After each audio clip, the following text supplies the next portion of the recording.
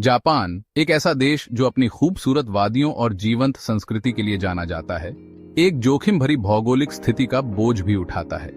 अस्थिर ring on fire के किनारे बसे होने के कारण जापान ऐतिहासिक रूप से कई प्राकृतिक आपदाओं का शिकार रहा है। भूकंप, सुनामी, ज्वालामुखी विस्फोट, तूफान, ये घटनाएं देश की पहचान को आकार देती हैं। इन आपदाओं ने लोगों में प्रकृति की शक्ति के प्रति गहरा सम्मान पैदा किया है। इसके बजाय इसने तैयारी की एक संस्कृति को विकसित करने के लिए दृढ़ संकल्प को जन्म दिया है। अत्याधुनिक तकनीक और व्यापक नीतियों के साथ जापान आपदा जोखिम में कमी लाने में एक वैश्विक नेता के रूप में उभरा है। यह भेद्यता को ताकत में, डर को तैयारी में और त्रासदी को नवाचार में बदलने के बारे में है। तकनीकी नवाचार में जापान की क्षमता को दुनिया भर में पहचाना जाता है और यह प्रतिभा आपदा प्रबंधन के प्रति उसके दृष्टिकोण में साफ दिखाई देती है। सबसे उल्लेखनीय उदाहरणों में से एक है जापान का भूकंप पूर्व चेतावनी प्रणाली, जो देश भर में रणनीतिक रूप से स्थित सीस्मोमीटर का एक परिष्कृत नेटवर्क है। यह जानकारी टेलीविजन प्रसारण, मोबाइल फोन अलर्ट और सार्वजनिक संबोधन प्रणालियों के माध्यम से जनता तक पहुंचाई जाती है, जिससे व्यक्तियों और समुदायों को तत्काल सुरक्षात्मक कार्रवाइयां करने के लिए समय मिल जाता है। सुनामी चेतावनी प्रणालियां तटीय सुरक्षा के साथ इन लहरों के प्रभाव को कम करने का लक्ष्य रखती हैं। बचाव रोबोट कैमरों और सेंसर से लैस मलबे में नेविगेट कर सकते हैं और बचे लोगों की तलाश कर सकते हैं। अकेले तकनीकी प्रगति चाहे कितनी भी परिष्कृत क्यों न हो, व्यापक आपदा तैयारियों को सुनिश्चित करने के लिए अपर्याप्त हैं। यहीं पर जापानी सरकार का सक्रिय और बहुआयामी दृष्टिकोण काम आता है।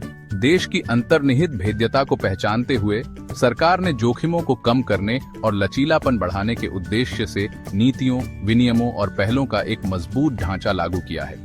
इस ढांचे के केंद्र में आपदा रोकथाम और शमन पर जोर दिया गया है। भवन निर्माण नियम कड़े हैं। भूकंपीय प्रतिरोधी डिजाइनों और सामग्रियों को शामिल करते हुए यह सुनिश्चित किया जाता है कि संरचनाएं भूकंप और अन्य खतरों का सामना कर सकें। भारी वर्षा और तूफान के प्रभाव को कम करने के लिए व्यापक तटबंध प्रणालियों और नदी सुधारों सहित बाढ़ नियंत्रण उपाय लागू किए जाते हैं। सरकार आपदा तैयारियों और प्रतिक्रिया में भी महत्वपूर्ण भूमिका निभाती है।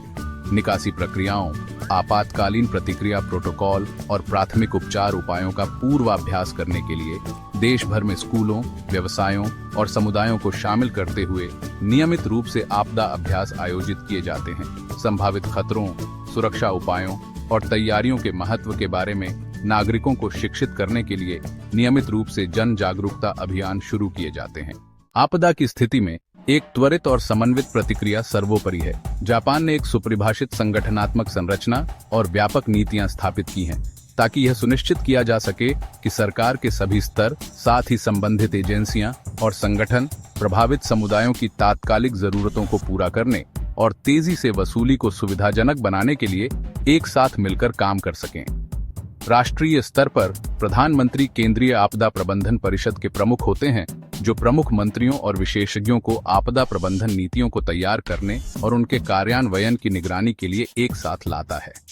जब बड़े पैमाने पर आपदा आती है, तो सरकार एक आपातकालीन प्रतिक्रिया मुख्यालय को सक्रिय कर सकती है, जिससे प्रधानमंत्री को राहत प्रयासों के समन्वय और संसाधनों को जुटाने के लिए विस्तारित अधिकार मिल जाता है। आपदा प्रतिक्रिया में स्थानीय सरकारें भी महत्वपूर्ण भूमिका निभाती हैं। प्रत्येक प्रांत और नगर पालिका की अपनी आपदा प्रबंधन योजनाएं होती हैं, जो उनके क्षेत्र में आने वाले विशिष्ट खतरों के अनुरूप बनाई जाती है। स्थानीय अधिकारी निकासी के समन्वय, आश्रय स्थापित करने, आपातकालीन राहत सामग्री प्रदान करने और आपदा के बाद क्षति का आकलन करने के लिए जिम्मेदार होते हैं। हालांकि तकनीकी प्रगति, सरकारी पहल और संगठनात्मक ढांचे जापान की आपदा प्रबंधन प्रणाली की रीढ़ हैं, लेकिन यह तैयारी की गहरी जड़ें वाली संस्कृति है, जो वास्तव में इस राष्ट्र को अलग करती है। छोटी उम्र से ही जापानी नागरिकों में अपनी सुरक्षा और अपने समुदायों की भलाई के लिए जिम्मेदारी की भावना पैदा की जाती है। वार्षिक आपदा अभ्यास केवल औपचारिक अभ्यास नहीं है, बल्कि सभी उम्र के लोग इन्हें गंभीरता से लेते हैं। पड़ोस संघ नियमित रूप से अपने स्वयं के अभ्यास करते हैं, निकासी मार्गों का अभ्यास करते हैं, अस्थायी आश्रय स्थापित करते हैं और प्राथमिक उपचार प्रक्रियाओं से खुद को परिचित करते हैं।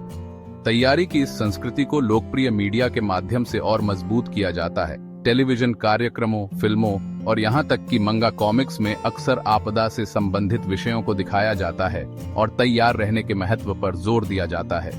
जिम्मेदारी की यह सामूहिक भावना अभ्यास और तैयारियों से परे है। आपदा के बाद जापान भर के व्यक्तियों और समुदायों से समर्थन और सहायता का एक प्रवाह देखने को मिलता है। स्वयंसेवक प्रभावित क्षेत्रों में आते हैं, राहत प्रयासों में सहायता के लिए अपना समय, कौशल और संसाधन प्रदान करते हैं।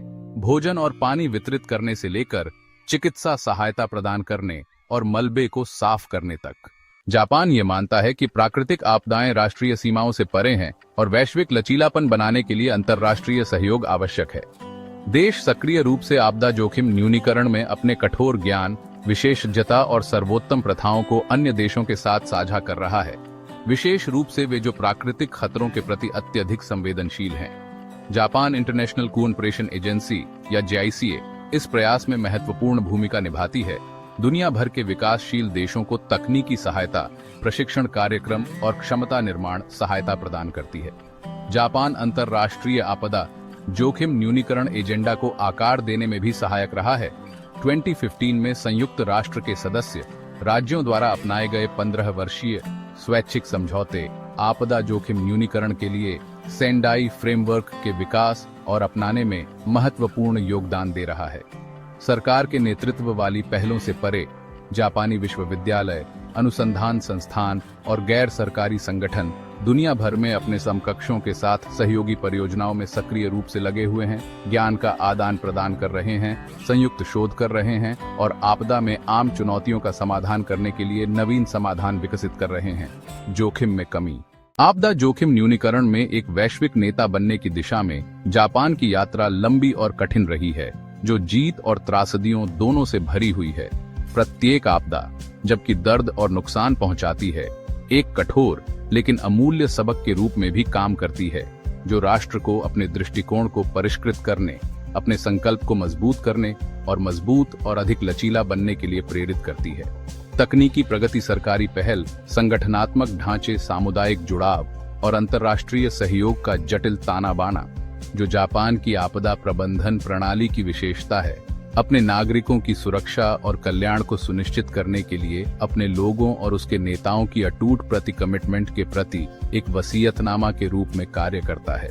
जबकि जापान की भौगोलिक स्थिति उसे प्रकृति की दुर्जय शक्तियों के सामने लाती रहेगी, आपदा प्रबंधन के प्रति उसका व्यापक दृष्टिकोण दुनिया के लिए आशा और प्रेरणा की किरण प्रदान करता है। नवाचार को अपनाकर, तैयारियों की संस्कृति को बढ़ावा देकर और अंतर्राष्ट्रीय समुदाय के साथ सहयोग करके जापान न केवल अपने नागरिकों की रक्षा कर रहा है, बल्कि सभी के लिए एक सुरक्षित और अधिक लचीला भविष्य बनाने में योगदान दे रहा है।